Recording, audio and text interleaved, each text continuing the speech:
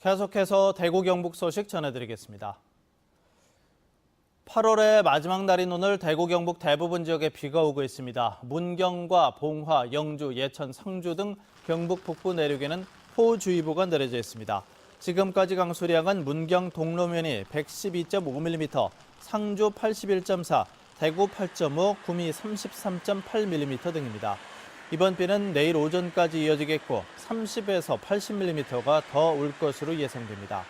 곳에 따라 시간당 40mm 이상의 폭우가 내리는 곳도 있어 비 피해 입지 않도록 주의해야 합니다. 대구기상지청은 오늘 낮 최고 기온은 대구 29도, 안동 28도 등으로 30도를 밑돌겠다고 예보했습니다. 일자리 창출 차원에서 사회적 기업이 인력을 고용하면 정부와 지자체가 인건비를 지원해 줍니다. 그런데 경상북도의 사회적 기업 일자리 예산이 바닥나서 다음 달부터 지원이 전면 중단됩니다. 이 때문에 규모가 영세한 사회적 기업은 당장 일자리를 줄여야 할 상황입니다. 이정희 기자입니다.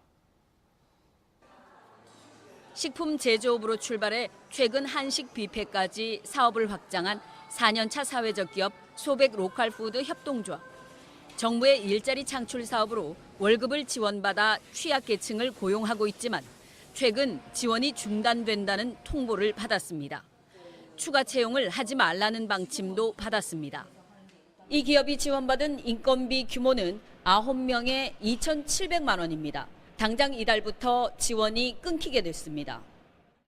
지원금이 안 나오게 되면 대출을 받거나 법인 명의로 소유하고 있는 부지를 매각을 굳이 줄인다고 하면 이 사람들은 또 딴 데 가서 일자리를 또 찾아야 되잖아요. 경북에서 인건비 지원이 끊기게 된 사회적 기업은 110곳, 고용 인원은 700명에 달합니다. 원인은 경상북도의 사회적 기업 일자리 예산 67억 원이 모두 바닥났기 때문입니다. 경상북도는 최저임금이 인상되고 취약계층에 대한 지원율 확대 등 정부 지침이 변경돼 예상보다 지출이 많이 됐다고 해명합니다. 작년도에는 집행률이 89%였거든요. 89%였기 때문에 올해도 큰 문제가 없다라고. 하지만 예산 부족 사태는 올 초부터 충분히 예견됐던 일입니다.